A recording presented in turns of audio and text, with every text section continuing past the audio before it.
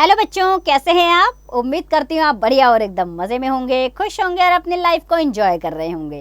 बिल्कुल जी, खुश रहिए, स्वस्थ रहिए, मस्त रहिए, यही जीवन जीने का सार है। देखिए, जब हम खुश होते हैं तो हम कार्य को भी बड़ी निपुणता से करते हैं। तो चलिए, देर किस बात की, खुश रहते हैं। मैं हूँ आपके साथ मंजू तिवारी और हम पढ़ने वाले हैं अपना अध्याय रास्ते का पत्थर। तो आइए बच्चों, इस पाठ के माध्यम से जानें आखिर किस रास्ते की पत्थर की बात की गई है और ये पाठ आखिर हमें क्या सीख देना चाहता है। बच्चों, एक राजा था। वह बहुत दयालु तथा न्यायप्रिय था। न्यायप्रिय यानी कि न्याय में विश्वास रखने वाला। कौन था? राजा था। वह अपनी प्रजा से बहुत प्यार करता था। वह सदा अपनी प्रजा की भलाई का ध्यान रखता था। प्रजा किसे कहते हैं? अपनी जनता का ध्यान वह रखता था। उसकी प्रजा भी उससे बहुत प्रसन्न रहती थी। एक दिन प्रातःकाल, प्रातःकाल किसे कहते हैं? सुबह का समय। एक दिन प्रातःकाल राजा भ्रमण के लिए निकला, यानी कि राजा सैर के लिए निकला। टहलते टहलते वह एक बड़ी सड़क पर जा पहुंचा। अचानक उसे ठोकर लगी और वह गिर गया। उसने देखा कि रास्ते के बीचों बीच एक बड़ा सा पत्थर पड़ा है। उसने सोचा, यह पत्थर ना जाने कितने दिनों से यहाँ पड़ा है। देखता हूँ कि आज कोई इसे यहाँ से हटाता है या नहीं। अतः राजा पास के ही एक पेड़ के पीछे छिप गया। थोड़ी देर बाद राजा को साइकिल पर सवार एक दूध वाला आता दिखाई दिया।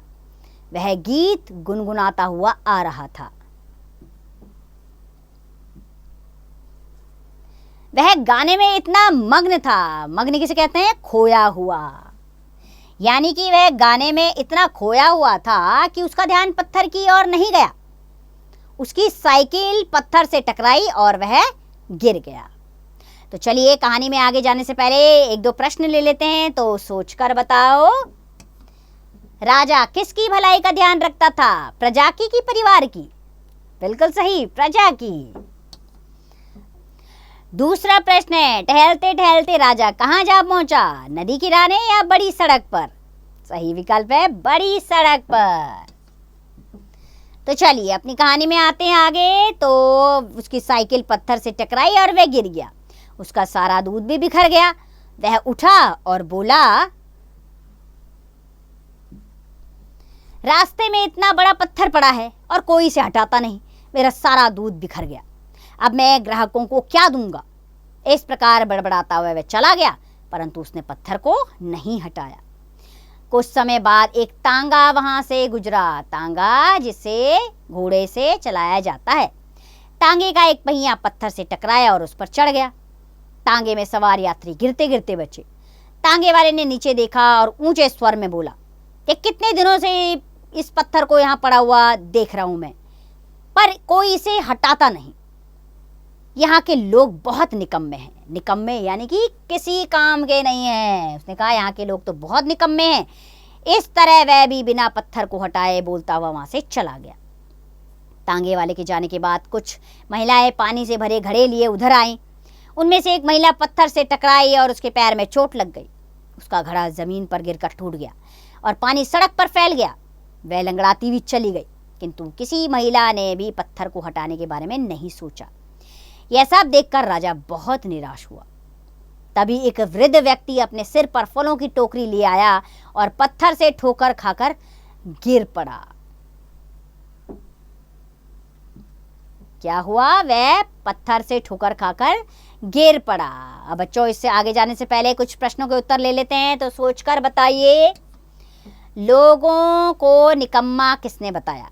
दूध वाले ने, टांगे वाले ने? तो सही विकल्प है, टांगे वाले ने। दूसरा प्रश्न, अपने सिर पर फलों की टोकरी लिए कौन आया? वृद्ध व्यक्ति या लड़का? सही विकल्प है, वृद्ध व्यक्ति। तो वृद्ध व्यक्ति ने ठोकर खाई और उसके सारे फल इधर उधर गिर गए। तभी एक लड़का दौड़ता हुआ वहां आया और वृद्ध व्यक्ति को उठाते हुए बोला, बाबा, आपको लगी तो नहीं? नहीं बेटा, पर मेरे फल। वृद्ध व्यक्ति ने कहा, आप घबराइए नहीं, मैं अभी आपके सारे फल उठाकर टोकरी में रख देता हूँ। लड़के ने कहा। उसे सारे फल उठाकर टोकरी में रख दिए और टोकरी उठाकर वृद्ध व्यक्ति को दे दी। वृद्ध व्यक्ति लड़के को आशीर्वाद देता हुआ वहां से चला गया। लड़के ने इधर उधर देखा और फिर पत्थर हटाने लगा। पत्थर थोड़ा सा हिला और फिर अपनी जगह पर आ गया। लड़के ने फिर प्रयत्न किया, प्रयत्न यानी कि कोशिश की। लड़के ने फिर से कोशिश की, परंतु पत्थर नहीं हिला। अचानक पत्थर हिला। लड़के ने देखा कि एक आदमी उसकी सहायता कर रहा है, वह राजा ही था। दोनों ने मिलकर जोर लगाया और पत्थर को रास्ते से हटाकर एक तरफ कर दिया। राजा ने लड़के से पूछा, बेटा तुम कौन हो? लड़के ने उत्तर दिया, मैं गोपाल हूँ और इसी गांव में रहता हूँ। यह कहकर वह वहां से चला गया।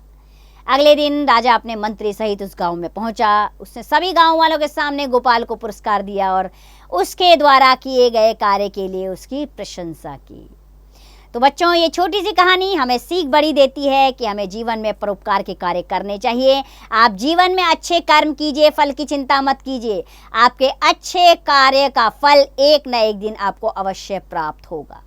तो मैं उम्मीद करती हूँ कि आप भी जीवन में अच्छे कार्य करेंगे बिना फल की चिंता किए हुए। इसी उम्मीद के साथ खुश रहिए, स्वस्थ रहिए और मस्त रहिए।